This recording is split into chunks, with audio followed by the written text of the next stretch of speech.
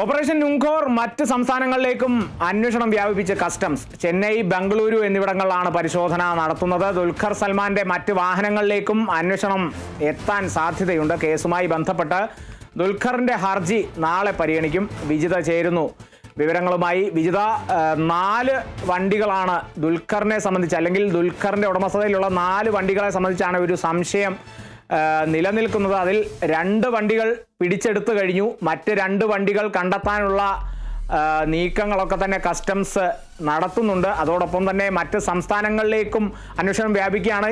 ഇപ്പോഴും വ്യക്തത വരാനുണ്ട്. കാരണം 38 വണ്ടികൾ ഈ പരിശോധനയുടെ ഭാഗമായി കണ്ടെത്തിയിട്ടുണ്ട്. ഈ 38 വണ്ടികൾ കേരളത്തിന്റെ പല ഭാഗങ്ങളുമായിട്ടുണ്ട്. എന്നാൽ അത് പൂർണ്ണമായും പിടിച്ചെടുക്കുന്ന നടപടികളിലേക്കൊന്നും എത്തിയിട്ടില്ല. അതുകൊണ്ട് തന്നെയായിരിക്കും ഈ മറ്റ് സംസ്ഥാനങ്ങൾക്കും കൂടി അന്വേഷണം വ്യാപിപ്പിക്കുന്നത് എന്ന് തന്നെ കരുതാമല്ലേ വിജിത?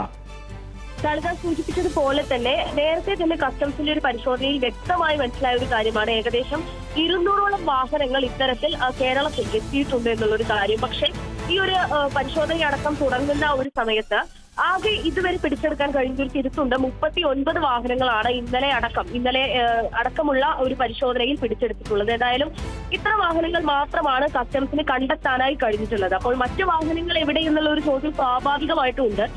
എന്തായാലും കസ്റ്റംസ് വിചാരിക്കുന്നത് ഈ ഒരു വിവരം പുറത്തു വന്നതിനെ തുടർന്ന് പലരും വാഹനങ്ങൾ അന്യ സംസ്ഥാനങ്ങളിലേക്ക്, ക്ഷമിക്കണം, മറ്റ് സംസ്ഥാനങ്ങളിലേക്ക് കടത്തിയിട്ടുണ്ട് എന്നുള്ളൊരു കാര്യം തന്നെയാണ്. അപ്പോൾ വേറെയും സംസ്ഥാനങ്ങളിലേക്ക് അന്വേഷണം വ്യാപിപ്പിക്കാനുള്ള ഒരു കാര്യങ്ങളൊക്കെയാണ് ഇപ്പോൾ കസ്റ്റംസിന്റെ ഭാഗത്തു നിന്ന് വരുന്നത്. എന്തായാലും ചെന്നൈ, ബാംഗ്ലൂരു തുടങ്ങിയ ഭാഗങ്ങളിലെല്ലാം തന്നെ പരിശോധനയ്ക്ക് എന്തായാലും അവിടെയുള്ള കസ്റ്റംസിനെല്ലാം വിവരം അറിയിച്ചിട്ടുണ്ട്. അപ്പോൾ ആ സംസ്ഥാനങ്ങളിലും പരിശോധന നടത്തും എന്നുള്ളത് തന്നെയാണ് ഇപ്പോൾ അറിയാൻ കഴിയുന്നത്. അതോടൊപ്പം തന്നെ ദുൽഖർ സൽമാന്റെ ഈ പറഞ്ഞതുപോലെ 4 വാഹനങ്ങളാണ് പ്രധാനമായും കസ്റ്റംസ് പറഞ്ഞിരുന്നത്. ഇത്തരം 2 നിസാം പെട്രോൾ വാഹനങ്ങളും അതോടൊപ്പം തന്നെ ലാൻഡ് റോവർ വാഹനങ്ങൾ, ഡിഫൻഡർ വാഹനങ്ങളുമാണ് പറഞ്ഞിരുന്നത്. പക്ഷേ ഇതിൽ ഈ ഒരു ഡിഫൻഡർ മാത്രമാണ് പിടിച്ചെടുത്തിട്ടുണ്ടായിരുന്നത്. ഈ ഒരു ഡിഫൻഡറിനെ തുടർന്ന് തന്നെയാണ് ദുൽഖർ സൽമാൻ ഹൈക്കോടതിയെ സമീപിക്കുകയും ഹർജി നൽകുകയും തന്റെ വാഹനങ്ങൾ വിട്ടു നൽകണം, അത് കസ്റ്റംസിന് കയ്യിലിരിക്കും തോറും അതിന് എന്തെങ്കിലും തരത്തിലുള്ള കേടുപാടുകൾ വരാനുള്ള സാധ്യതയുണ്ട്. അതോടൊപ്പം തന്നെ വളരെ നാടകീയമായി അല്ലെങ്കിൽ ആസൂത്രണം ചെയ്തിട്ടുള്ള ഒരു നടപടിയായിരുന്നു കസ്റ്റംസിന്റേത്. താൻ രേഖകളൊക്കെ ഹാജരാക്കിയിട്ട് പോലും അതിനൊരു വിലയും നൽകാതെ, അല്ലെങ്കിൽ നോക്കാൻ പോലും കസ്റ്റംസ് ഉദ്യോഗസ്ഥർ തയ്യാറായില്ല എന്നുള്ളൊരു കാര്യം അടക്കം ദുൽഖർ സൽമാൻ ഉന്നയിക്കുന്ന ഒരു കാര്യം ഉണ്ടായിട്ടുണ്ട്. തുടർന്നാണ് ദുൽഖർ സൽമാൻ ഹൈക്കോടതിയെ സമീപിച്ച ഇത്തരം കാര്യങ്ങളെല്ലാം തന്നെ പറയുന്നതും.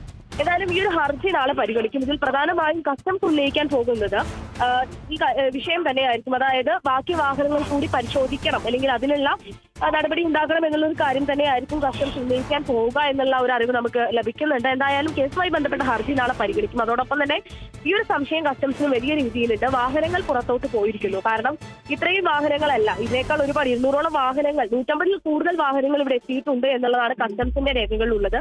അപ്പോൾ അത്രയും വാഹനങ്ങൾ ഇവിടെ ഉള്ള ഒരു സാഹചര്യത്തിൽ അത് എവിടെയെന്നുള്ള ഒരു പരിശോധന വ്യാപകമായി തന്നെ നടക്കും. മറ്റ് സംസ്ഥാനങ്ങളിലേക്കും പരിശോധന വ്യാപിപ്പിക്കും എന്നുള്ളത് തന്നെയാണ് പ്രാഥമികമായിട്ട് ഇപ്പോൾ കസ്റ്റംസിന്റെ ഭാഗത്ത് നിന്ന് ലഭിക്കുന്ന വിവരം നൽകാം.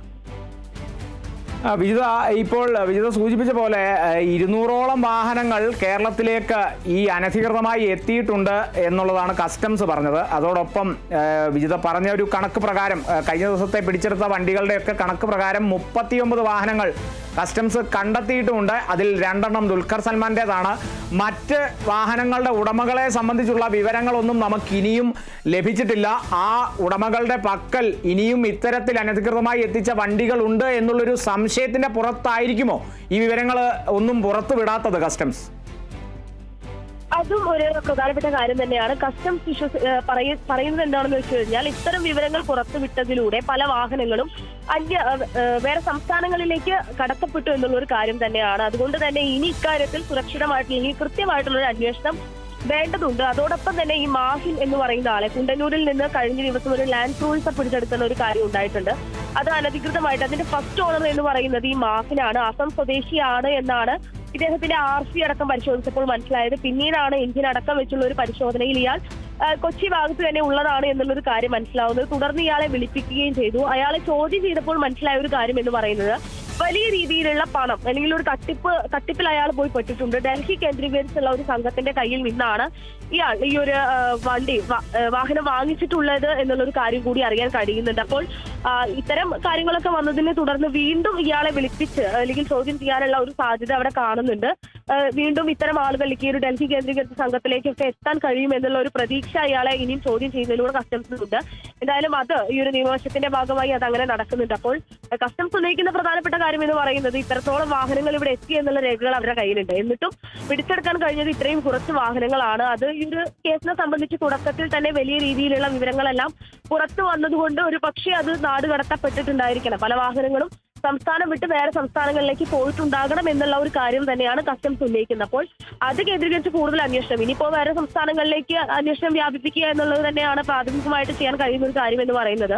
അതുകൊണ്ട് ചെന്നൈ, ബാംഗ്ലൂർ ഭാഗങ്ങളിലേക്കെല്ലാം തന്നെ വലിയ രീതിയിൽ വാഹനം കടത്തപ്പെട്ടു എന്നാണ് വിശ്വസിക്കുന്നത്.